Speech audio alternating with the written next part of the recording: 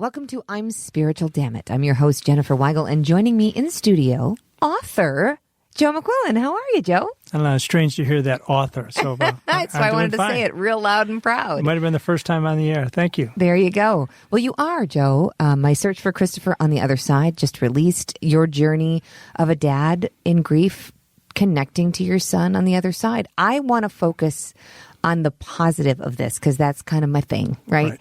You took a tragic circumstance of losing your son, Christopher, and through your grief started to open your intuitive abilities, which you probably never thought was possible before this hit, did you? Absolutely. I didn't know I had any intuitive abilities, and I didn't need to search on the other side because I was very content on my side. Right. But when Chris crossed, it caused me to want to see where he was. It was a very high-profile case in the Chicago area for those who are listening. It was January. If you want to set the stage, Joe, what happened? Well, January 3rd of 2016, a bunch of kids, all New Trier grads, were all up at a beach house in Wisconsin, a lake house, for the last weekend before college started, and kicking up their heels, having a little fun. And about 3 o'clock in the morning, 4 boys decided to, on a lark, jump in a canoe and paddle out in a partially frozen lake, and none of them made it back. All 4 were gone that night, and so there's 4 families that were completely turned upside down. Four lives, 4 families that were completely turned upside down. A all terrible basically nightmare. knew each other. Yeah, middle of the night you get a call, and so. Well, it's even worse, Jen. I woke up in the morning and. On a Sunday morning, and I'd had a terrible dream, and it was one of those silly dreams of showing up without your homework or naked or something in school. Right.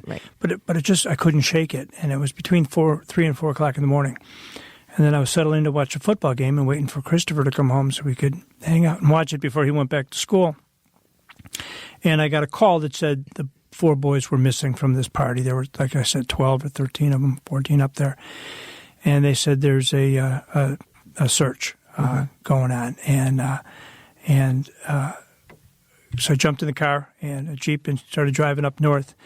And halfway up, I got the call that it was no longer a search, that it was just a recovery, that all 4 of them were gone. Mm-hmm. So this rattles everything. You're still grieving. Everybody's still grieving. Sure. My dad died 17, 18 years ago. I'm still grieving. It happens. And so when did you get your first wink from Christopher that he wasn't dead, that his soul was communicating with you? Okay, so right after he had crossed, I had met a medium years before who had lived in the northern suburbs, who had relocated to Arizona, and talked to her once. And in your non-believer days, you talked to her? Sort of believing, but no real, more of a curiosity kind of expand no your concrete, horizons. No. yeah. Mm-hmm. So there was no craving to find out what was there.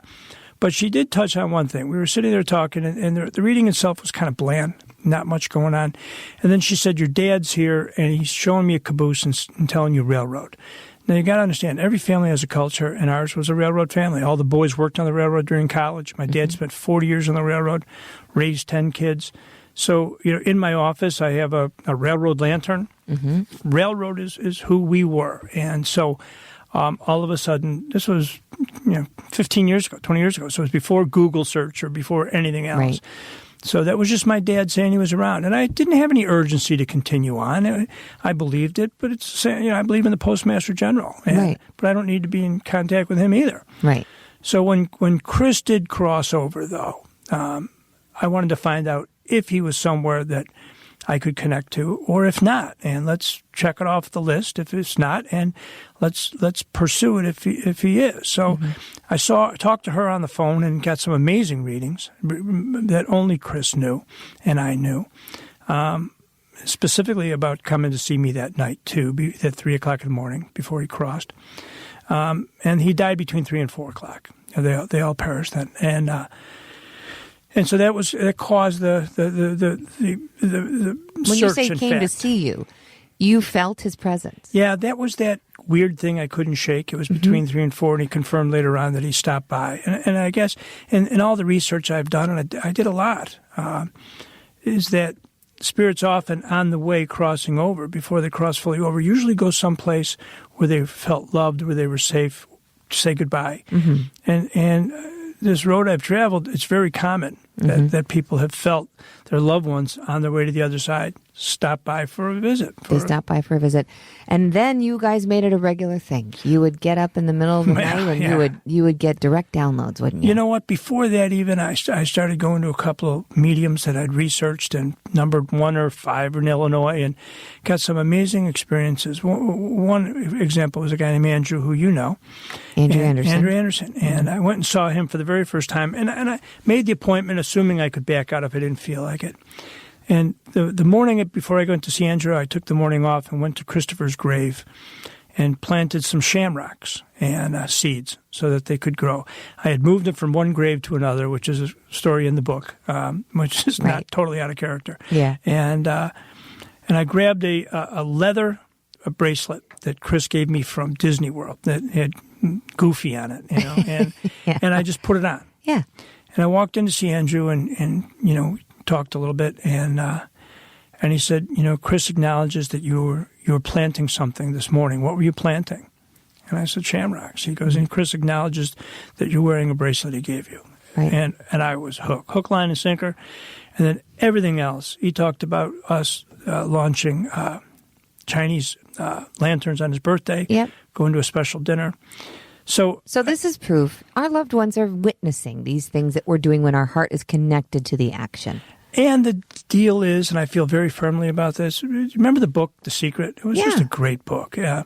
There's a whole lot of stuff there about energy, not ever dying, changing, that I believe you've got to go first with the universe, and it's kind of what I figured out here, that I needed to start the search.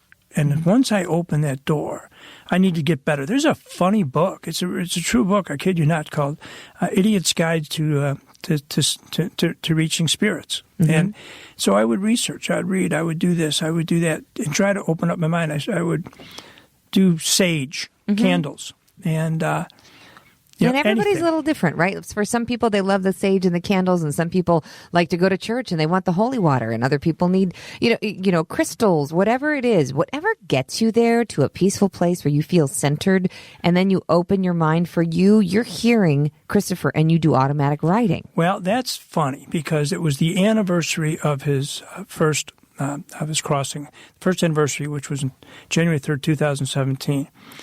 And at 3:00 in the morning, and we knew we were going to have, a couple dozen of his high school friends at the grave.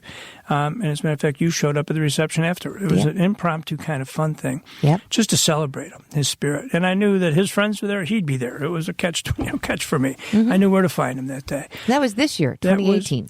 And this 2019 will be the third year. Correct. So thank you for clearing the dates up.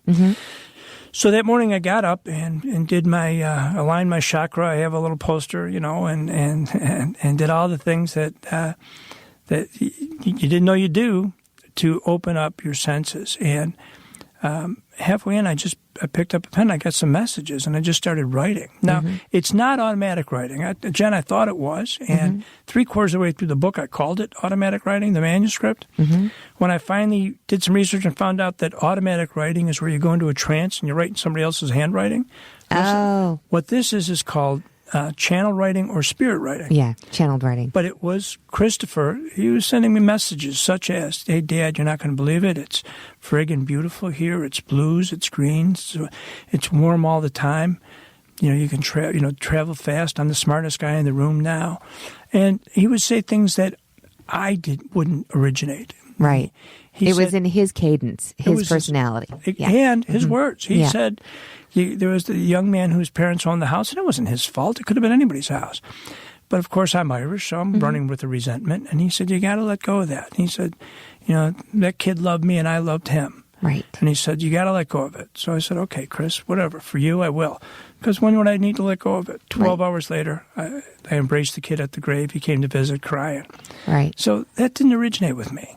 True, because you were thinking, I'm going to kick his ass. I've got Irish Alzheimer's. Right. That means you forget everything but the grudges, So And this kid loved my boy, and my boy loved him. Right. But I wanted to hold on to something. And you got to be mad at someone, and you can't be mad at God, and you can't be mad at Christopher. I was mad at God. Well, absolutely, I was too when my dad died at 56. You get pissed off. Here's the funny thing. I've been sober 33 years, so I had some exposure to spirituality, not religion, spirituality. Right. And so I would get on my knees after Chris crossed over, and I would say, thanks for my family, thanks for my spirituality, but I'm pissed. You took my kid. Right. And that went on for 3 or 4 or 5 nights when I finally got a message that said, I didn't take your kid. I didn't take your son. Your son's free will and recklessness caused him to come home early, and I welcomed him home. But I didn't take him. Right. And I lost a son, too. So it was at that point that I knew that God was keeping me together when I was trying to keep it together for the family. Wow. And so my whole thing changed, that I knew that he wasn't moving us around like chess pieces. No. Yeah. And you said that big important and huge headline there, free will. Christopher's free will. I remember Sally, your lovely wife, talking about Christopher was like water slipping through her fingers. Yeah. He was a slippery kid. He was doing stuff all the time. You had issues with him early on with learning, with addiction, with lots of stuff. He always kept you busy. He kept us. He was a handful, and I think he gets that from Sally's side of the family. Certainly not mine. But he was a handful. And he did. He went. I got him a car. He went to a boarding school because he was my kid, and in Tucson, and those people are still so very close to us. I sit on the board of In Balance Ranch Academy as of now, and the family and I are still really close. They just named a student housing. They built a new bunkhouse, and it's a ranch, and they call it McQuillen Manor. Nice. They named it after Chris. And so, but he flipped a truck on a dirt road on the way to work at 6 o'clock in the morning. He fell down a 30-foot mine shaft hiking in Havasupai. This is, and he's told me in spirit through mediums, I thought I was bulletproof. Right. I didn't see this coming. Truly. He had escaped death so many times. Why would another canoe ride be any different? And, people stopped me and said, what were they thinking going on a canoe? And I said, are you serious? Right. If you're 21 years old and you had a couple of cold ones in you, seems like it seems like a hoot, Great doesn't idea. it? Let's go. Let's go. And sometimes those ideas end badly, as this one. Well, you know what? It's interesting because I met you. It's a very interesting way that Christopher got us together. So I was researching my third book, fourth book, sorry. My head. Psychics, Healers, and Mediums, and where I went around the country and interviewed different mediums and documented their abilities, right? And then had a stranger meet with them as well. So Rebecca Rosen was on the docket, and she was the third or fourth one, I think, chapter 3 or 4 in my book, where I knew I had to go and interview her because I had heard a lot about Rebecca Rosen, and I'd heard nothing but great things. So I arranged to go down there and witness one of her circles where she has 8 people sitting there, and some people have flown. This lady flew all the way from, all over the United States. People came and they sat there, and your wife Sally was in that group. Now we didn't know anything. I'm in Denver, Colorado, and there's a woman from Wilmette. Probably I'm a woman, March. March of exactly 16. End of March. So this is 2 months after Christopher's passing. Yeah. I'm doing research. Rebecca Rosen's on the docket, and she's talking, and I still have the audio from that group. I'm sure you guys do too, because she records it.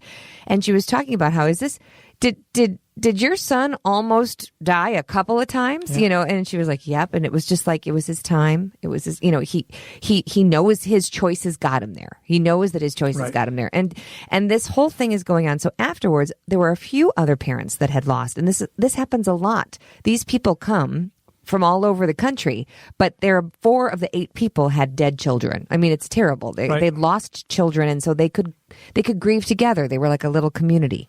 And I remember this one woman from California, she had lost a 4-year-old, and she's just like, I just want to wake up and not hurt anymore, right? I just want to wake up and not be in pain because my heart hurts so much. So the way that, and she didn't want to do a group because it was so intimate and so private, but then she was getting hugged by all these other people. So I remember looking at Sally and kind of making eye contact, and she said, I came all the way from Chicago. And I was like, ooh, note to self. From Chicago. Well, I interviewed Rebecca on this very podcast, and I talked about that experience. Really? And Rebecca posted it on Facebook, and then Sally listened to it. And that's when she made the connection. Wow. Oh my gosh, that woman was Jenniffer Weigel. She was from Chicago. She was there doing an interview. So she reaches out to me on Facebook. I happen to be doing an event with Thomas John, the medium. Right. And you guys come, and lo and behold, Christopher's he's on stage. Came out of nowhere. Yeah, and there you are. Us. Is that your first live event? It was. Okay. And I laugh about it. I write in the book that I had gotten there early and sit up front, which is so counter to everything I've done my entire career. It's always get there late and sit in the back. Right, you know? right. And you Thomas, wanted front and front. right. And, center, and Thomas walked up and said, "You lost a son in cold water with 4 other guys." He was beautiful. He looked like Brad Pitt. And he even said that he used to tell people he was Brad Pitt standing. And he did. He would use that for a line with the gals. Yeah. And Thomas said to Sally, "You've seen another medium before. You've seen Rebecca Rosen." And Sally said, "Yeah." And she goes, "Yeah, she's the real deal." So it's kind of recognition from these two pretty famous mediums. And you know that Sally sent me a note afterwards saying that immediately people thought that I had tipped Thomas off. Yeah. Immediately people thought, because why else? Well, it's like if you don't understand this world or you don't believe in this world, you're always looking for that out. You're always looking for that little sneaky, shifty, whatever. And I get it. So when I wrote back to Sally and said, no, I actually didn't tell him anything. You did. Of course I did. Jen, Yeah. why? If this wasn't real in the last 2 years, I would have found it out. This isn't me placating my grief. Yes. This isn't me using this as an out. The bottom line is I found out that crossing over is like walking from one room to another.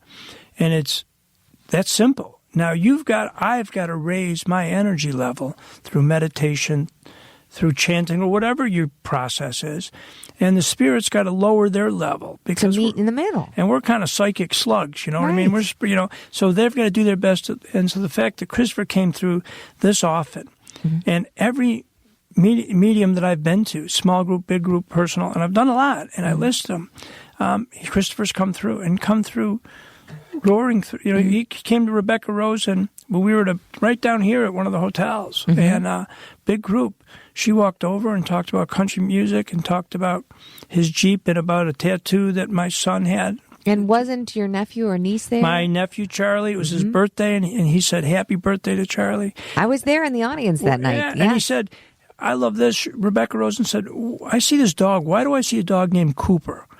Well, Christopher was at a fraternity in Northern Illinois University, and they had a Japanese chin dog named Cooper was the mascot, and he would take blog pictures and do all that. And actually, we do a golf outing, and we put together a band of musicians, and they don't let me plug in, but they let me play with them. You can air guitar all you want, Joe. And 4 strings, and they don't let me plug in. But the name of the band is Frat Dog, right? Because after Cooper, and she walked up, and not only did she name the dog's name. Yeah. Now, good luck trying to Google that one, because I'm sure Jen Weigel didn't know that the dog's name was Cooper. I had no idea. Cousin Charlie didn't know the dog's name was Cooper. Right. So if you're looking for a reason not to believe, go ahead. But the truth of the matter is, we're all going there. You may as well try to figure some of this out while we're on this side. If I'm going on a vacation, if I'm going to St. Bart, St. Kitts.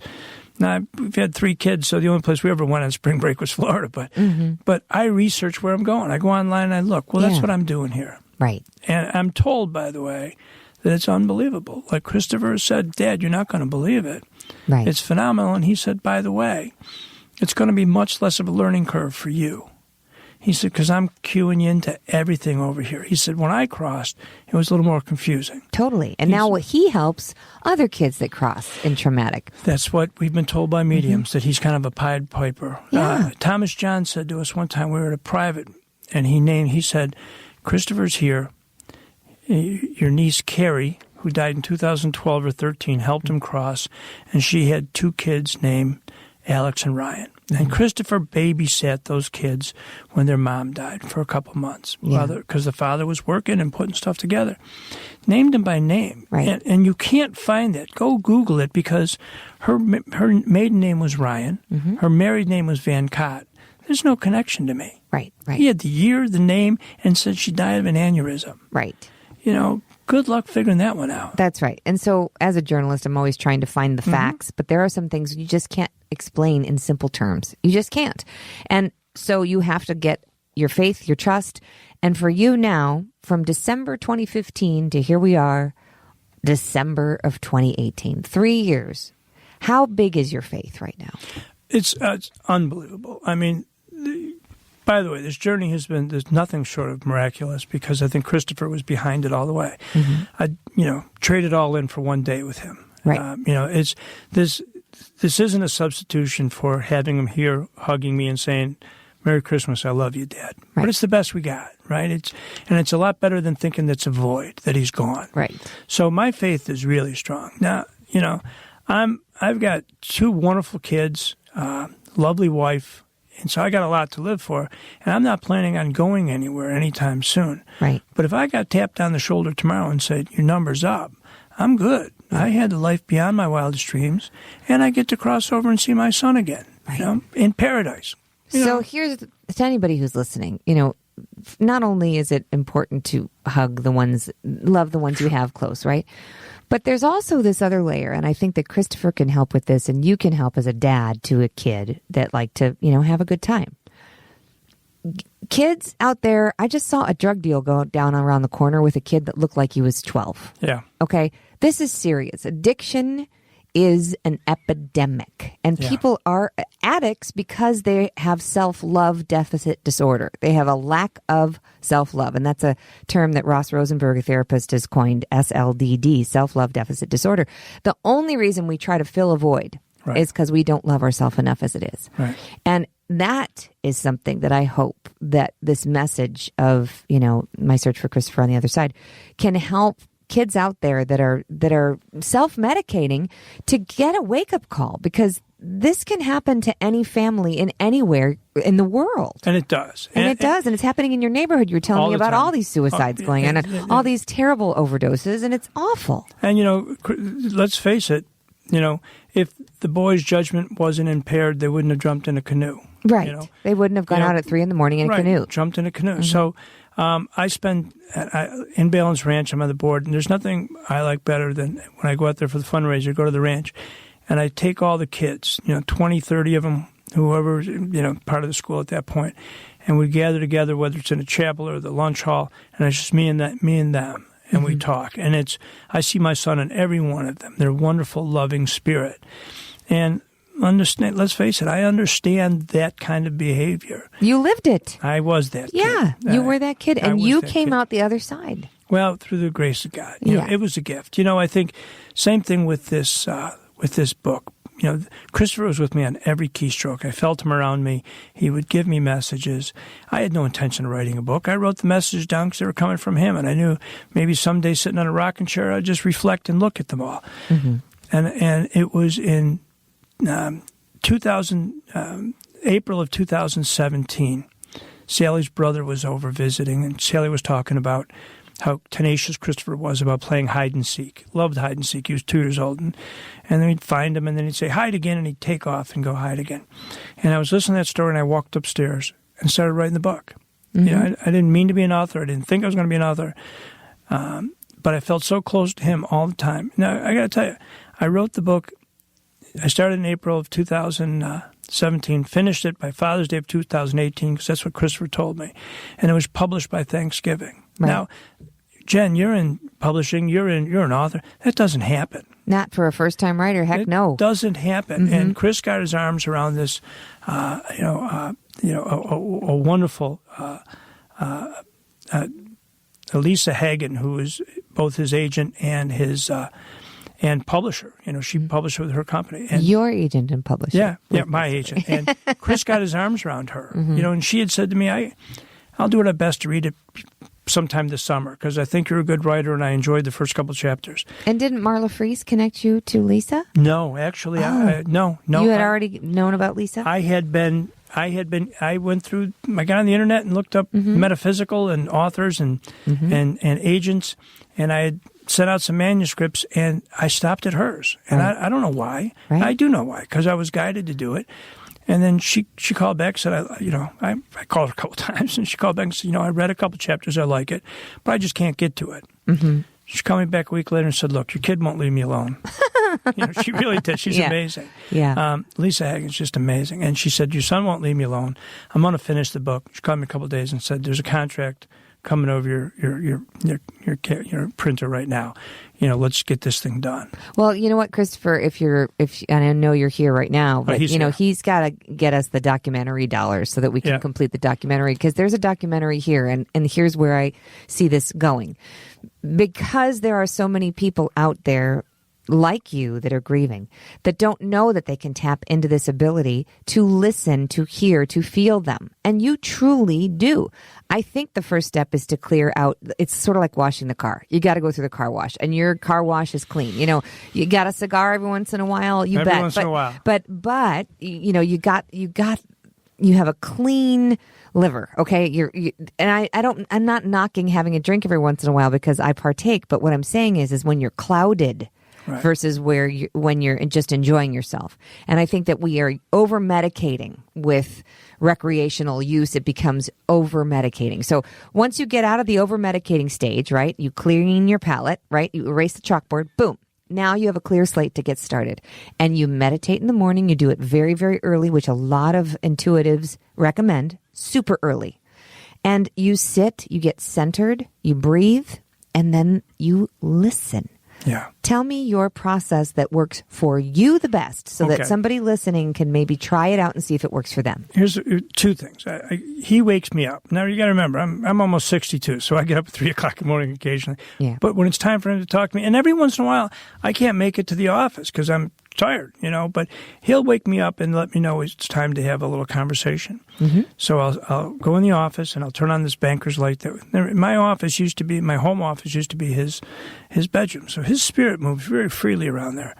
And I then turn off the computer, light a candle, light some sage, align my chakra. And how do you do that? You just actually pull out the sheet that I got from Andrew, a colored sheet that shows the colors of the chakras, and just align them and breathe out and all the time trying to clear my head. To anyone who's listening, try this: in for 6, hold for 1, out for 6. Perfect. Another one is in for 4, hold for 4, out for 4. Find the number that works for you. There is no right answer. All right, go on. And then I just randomly on my cell phone with the headsets get guided meditation to cross over the other side to reach your loved ones, and I'll pick one that I like and listen to it, and then I have pictures of Chris and I just meditate on that and I wait for something to happen. Now, occasionally, Jen, I've gotten answers that said, "Not today, Pop." Yeah, you get crickets too. What the heck? What do you mean? Not today. I'm up. I shaved my legs for this. Come on. So I'm up. You're up. But so then I go back to bed or watch. I watch Law and Order reruns or something. Right. So you're up. But that's you know what? And they have jobs, and we've learned this from all the conversations that when a spirit passes on the other side, they actually have stuff to do. Apparently, we're not their world. There's schooling, there's training, but they're with us all the time. And I'll tell you another thing that Thomas John said to me. I sat down with him in person. He said, "You go to the grave all the time, don't you?" And I said, "Yeah, I do." He said, like you were just there. I said, "Yeah, I was there yesterday." He said, "Look, I tell most parents who go to the grave, don't go there. Nobody's there." He said, "But I'm going to tell you that Chris and you really connect there. So keep going there." Right. I go to the grave. It's a beautiful grave. It's got, to you, it's beautiful. Fenced in. Yeah. I bring my dog. She runs around. I bring plastic bag because she runs around. And she got skunked there a couple weeks ago. And actually, in the dedication of the book, I thanked my dog and said, if she's intuitive enough to see my son, how come she's not intuitive enough to stay away from skunks? Yeah. But I'll sit there with a folding chair and a cigar, and I'll just talk to him, and I feel him, and I want to see him. I hear him, and I can smell him, and I can feel him. But I haven't yet gotten the gift of seeing, and I keep working on that. But I'll meditate, looking in the woods, and envision him coming through the American Airlines glass gate when you're when you're coming through to the baggage claim. And I'd always be waiting there when he'd come in from school. And that's how I envision him coming. I haven't seen him. I'm working on that, And you know what? You might have to let that one go too, Joe. Yeah, I got to tell you, you're not the first person. I've had a couple mediums say to me, You got the audience. Let's be happy with that. That's right. It's loud and clear. They might not be able to get both camps. I'm just saying. Exactly. I learn audibly. I'm far better. And so they said, you're an audience learner. I'm the youngest of 10 kids. which means I'm spoiled, right? So I want it all, but I've got this amazing gift that I've been given. Now I got to understand something. I'm not over this. No. I don't want to lose the connection, the pains, very much for people who've lost kids, especially around Christmas time. Right.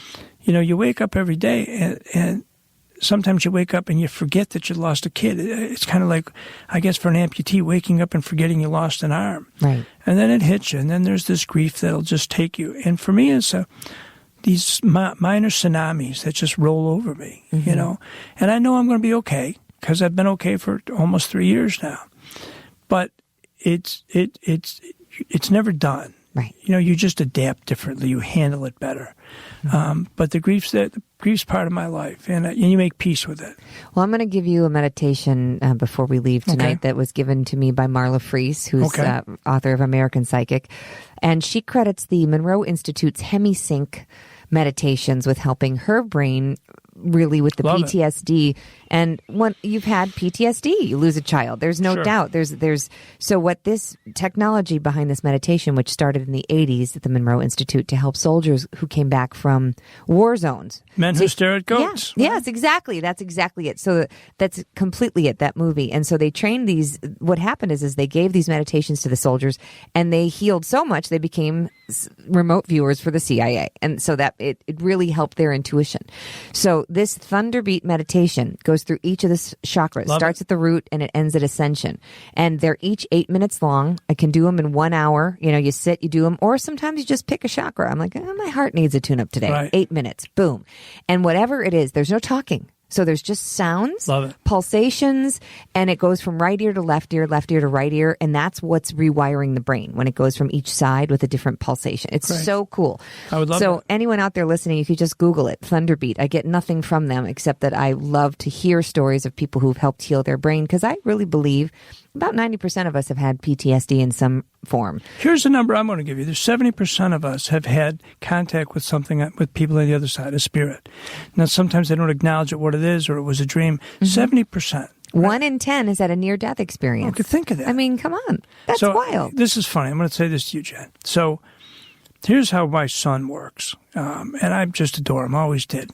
But I'm in awe of him these days. Is that Sally met you, talked about you.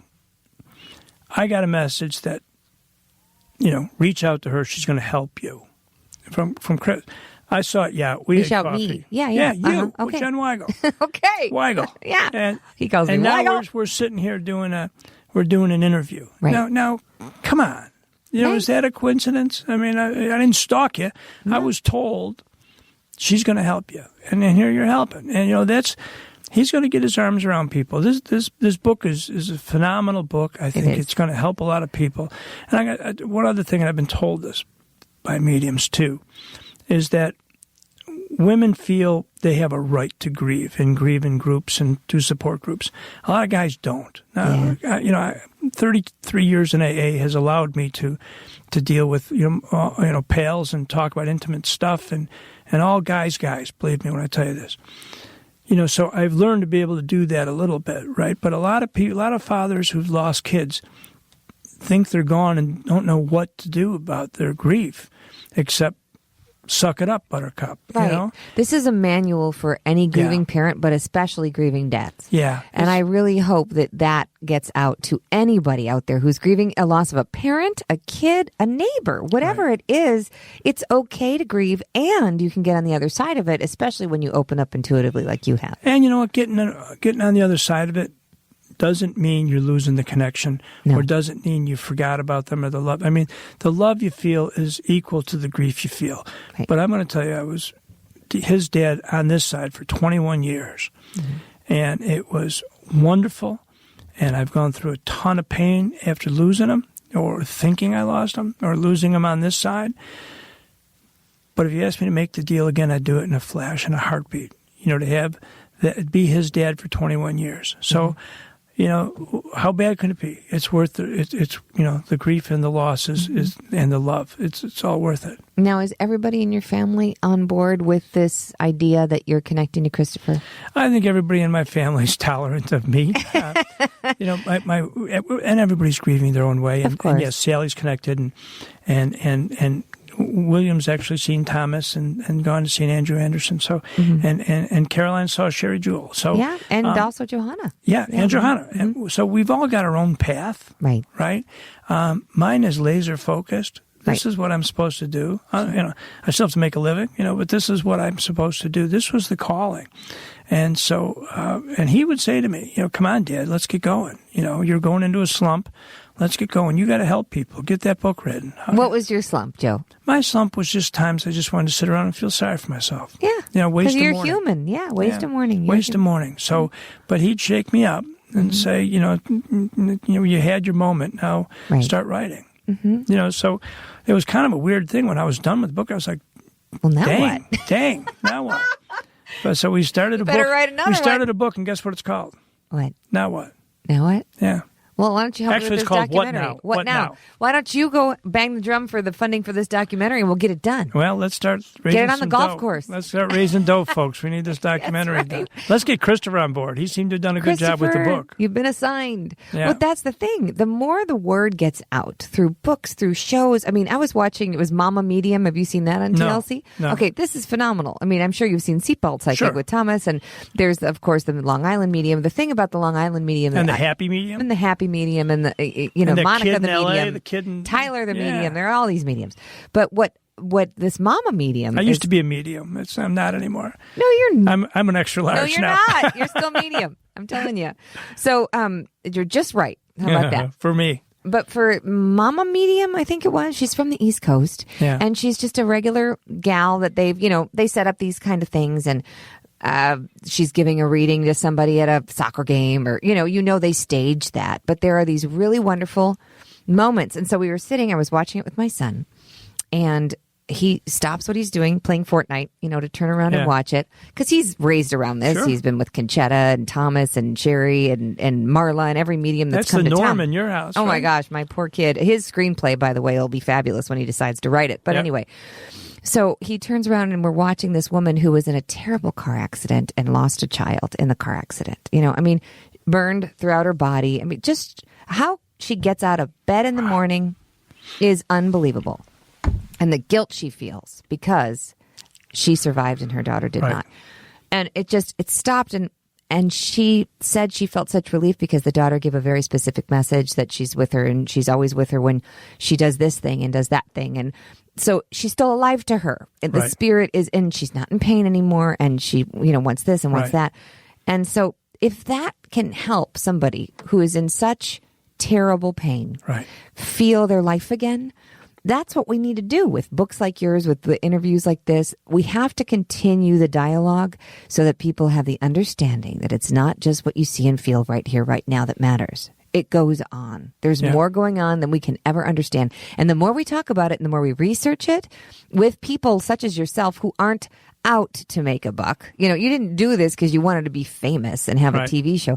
You're doing this because you want to help people who have lost kids or lost loved ones understand their spirit lives on. There's a message to the whole thing that's just, they're not gone. Right. And you just got to get your arms around that. They're not gone.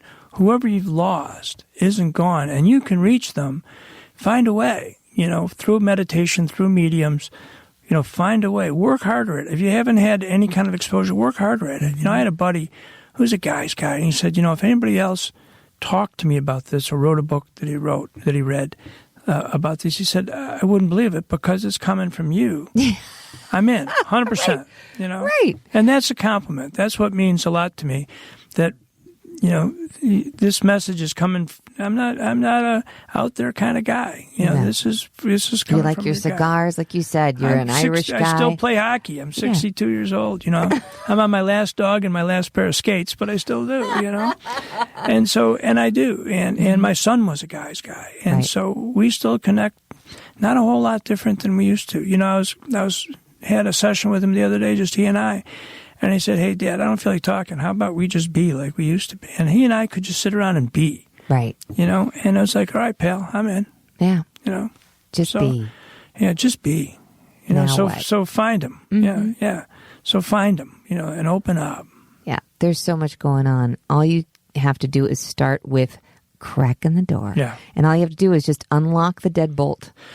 And that's it. The veil's thinning. You know, what's kind of commonly accepted now will be completely acceptable in 5 years. You know, they burned witches at one point for this kind of thing, and now we understand that this is just reality. Apparently, I was there. I was told. Wow, I was one of them. Wow, and so was Sherry, and so were all these other people. We were burned together. Yeah. But that's the thing: when you speak out about something that's not considered quote the norm, or it rattles people's belief systems, I hope my goal is that people can sit around a table and have discussions like this. It used to be so normal. I mean, there were ceremonies that were held for the spirits, for the loved ones. It was honored. It was revered. It wasn't weird. And we need to take the weird out of it. I know in your journey, you've probably met some that aren't great mediums and psychics. Well, you know, I know I have. Yes. And so I think the answer to that, Jen, is that I've met chefs that aren't great. Right. I've met left-handed relief pitchers that aren't great. Right. I've met trombone players that aren't great. I know a few musicians, myself included, that aren't great. So, but I think the charlatans are probably gone because of this mass media exposure that we have here. But I think some people are really phenomenal at their craft, and others are getting better at it. Yeah. You know, remember, I feel my son. I don't want to talk to your dad. Right. You know, I don't want no to talk offense, to Tim, but God bless Tim. Yeah. I know he was a legend, but I don't want to talk. I don't want to see your dad. Right. I do this to connect with my son. I don't want to, you know, but others are. You know, our friend Sherry is, you know, and she didn't ask for it. It came to her when she was 45. So that's the other thing. It's never too late to open up these gifts to anybody out there that's curious. It could happen to you at 62. It can happen to you at 22. Yeah. And I feel like that there's this big breed of younger kids that have. I actually was just talking to a neurologist, Dr. Wendy Suzuki, who has a wonderful book called Healthy Brain, Happy Life. Okay. I just interviewed her. And her next book that she's working on is about what she says anxiety is really that our antenna are just on overdrive. Right. It's just that you're feeling everything times 10. It's not that we need to mute it. We need to learn how to work with the brain. Right. And so for those kids right now that are just, you know, drugged out of their eyeballs because they're hyper anxiety, they're empaths. They're feeling everybody else's stuff. Everybody out there needs to Google empath, EMPATH, because you're an empath. Christopher is an empath, and you're feeling other people's sludge. So you want to medicate it, or you get anxious about it, and then you're diagnosed with ADHD. Right. You know, there are ways to work with these tools. The medium that I saw, and her name's Nancine, and she lives in Surprise, Arizona now. But it was the first medium that I encountered, and it was just the one who talked to me about my dad being on the railroad, and it was just a whim. You know, I was kind of on a spiritual quest, maybe, and it was lovely. But she was funny. She said, "Your son," and Christopher was a little boy at this time. She said they're going to diagnose him with ADD, which they did. You know, and he came by it, believe me, legitimately through his old man, right? And she said, you just got to understand that just means he answers to a different dimension. You know, and she saw that long before anybody diagnosed him with it, you know? Truly. So all of you parents out there that have those kids that answer to a different dimension, embrace that. Don't make it wrong. Right. Don't make it bad. Like I just wrote a story for my column with the Chicago Sun-Times about learners who are different and audient learners. Right. The moment we incorporated audiobooks for my son, his comprehension level skyrocketed. You know, it's funny. I'm the same way. I listen to books all the time. I download them from audible.com and listen to and when you told me you listened to mine, you're like, I only listen to Weigel's books now. I was on a Weigel tour and listened to one, and I was disappointed that still not gone, or still the woman who was the commander. Suzanne Giesman? Yeah. That her isn't on Audible. I'm disappointed. Hers isn't? No, Oh, really? I've read it, and I love the book, and I think she's brilliant. Yeah. But Still Right Here. Still Right Here. And I was disappointed because I'm better audibly. You know, I'm better. I have ADD too. I like to drive, listen, have a cigar, you know, whatever. Truly. And sometimes turn on the turn signal. But, that was you. That was me. You know. So I'm very audible too. You know. So, and maybe that's why Chris comes to me audibly instead of visually. But I'll take it. You know. So they're still right here. You know. It's a different form. It's nowhere near. You know. It's a bad trade, but it's the only game in town. You know. So you might as well figure it out. So if you're out there listening and you have sadness in your heart because you've lost somebody, ask for the signs. Ask for something. From my journey, it was a cardinal. And Joe just lifted up his arm, and there's a red cardinal on his arm. And it does mean I like the St. Louis Cardinals. Guys. Okay. What's your cardinal That's for? my sign. That's Christopher. That's Christopher? sends me Well, then, of course, Christopher and Tim were up there together because my dad was a cardinal the day he passed away at 5 a.m. when he was chirping and talking to me, and he was a cardinal. I'm just going to cry. Yeah, I know. That's awesome. Just listeners, you got to know this. I had no idea that Joe had a cardinal tattoo. I got her, That's guys. never come up before, ever. And before I even said the word cardinal, it's like you knew what I was going to say and you lifted your shirt. Got his initials right there. Oh, my God. My son sends me cardinals. And so I remember That's great. not long ago, a couple weeks ago, I was on the deck after a session with him, and I saw a bunch of starlings were, a month ago when it was still warm, starlings flying around. I said, I wish there was a cardinal, and damned if a cardinal just didn't fly by. And it was like cardinals don't generally hang out with starlings, but there was one, Wow. So that's all. That's him saying, I'm here, Dad. That's right. Keep the faith, bro. I'm here. Keep the faith. We connect very much in beaches in Florida for some reason at night. Just had some monster connections. And there's a beach in Sarasota that's made of quartz crystal. Siesta Key. Okay. We used to go there as kids. Well, if you ever noticed that your feet never got hot, it's because it's not sand. It's quartz crystals that came down from the Appalachian 2,000 years ago. Wow. And I didn't know that. All I knew is I left a buddy's wedding, went there in 2016 in November after, Chris had been gone about 7-8 months. And I just felt this magnificent presence of him. And I'm talking to him, and it was the moon. And I talked to Thomas John. He goes, oh, yeah, he walked through you that night. So I'm visiting my sister in Florida, who was Christopher's godmother. And I'm on a beach in Naples, where she lives, at night, to go visit Chris after dinner. And I sat there, had a cigar, and I just got this urge. I was like, oh, no. He wants me to go to Siesta Key. I'm tired, honey. So I did. So I dropped, stopped, got a couple Red Bull, made sure I had enough cigars in my case, and headed up to Siesta Key, 2 hours, right? And I got there, and I just felt this amazing sense of well-being. I felt him all around me. I get a text from Sherry Jewell that says, look at the stars. I was laying on my back looking at the stars. Wow. And I said, all I can figure is Christopher's next to a couple pails up in heaven saying, see, I told you he'd show up. And 2 hours all you had to do was to snap. Naples. I told you he'd show up. And he'd show up. And he'd show up. And he'd show up. And he'd show up. And he'd show up. And he'd show up. And he'd show up. And he'd show up. And he'd show up. And